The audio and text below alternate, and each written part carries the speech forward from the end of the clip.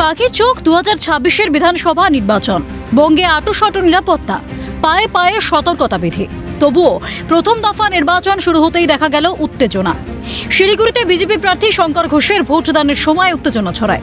অভিযোগ, প্রার্থী ভোট দিতে গেলে গেটের বাইরে দাঁড়িয়ে থাকেন বিজেপি কর্মী সমর্থকেরা, আর সেই নিয়েই শুরু বিবাদ।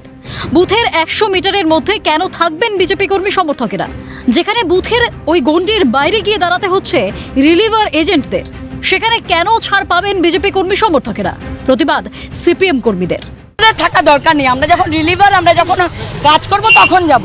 বক্তব্যটা হচ্ছে ওরা কেন থাকবে, এটা হচ্ছে আমার বক্তব্য। নিয়ম সবার জন্য সমান। পাল্টা সিপিএম কর্মীদের বিরুদ্ধে অভিযোগ ভোটারদের। একটা কার্যকর্তা কর্মী হবে, উনি এসে আমাদের উপরে হম্বিতম্বি করছেন। আমরা ভোটার এখানকার, আমাদেরকে এইভাবে হম্বিতম্বি করছে। উনি এখানকার এই পাড়ারই ভোটার না, রেল লাইনের ওপারের ভোটার। উনি এখানে এসে হম্বিতম্বি করছেন আমাদের উপরে।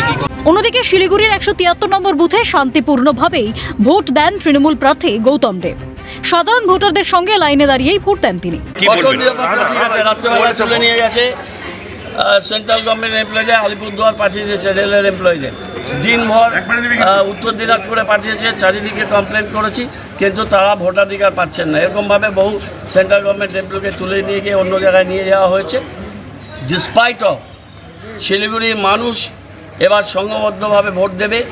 এদের এই অনতান্ত্রিক স্বৈরতান্ত্রিক এসআইআর করার, গ্যাসের লাইনে দাঁড় করিয়ে দেওয়া এবং ভোট প্রক্রিয়ায় যেভাবে নক্কারজনক কাজ বিজেপি করেছে, পুরো র্যানসাম করেছে। সব মিলিয়ে বঙ্গে গণতন্ত্র উৎসবের আমেজ।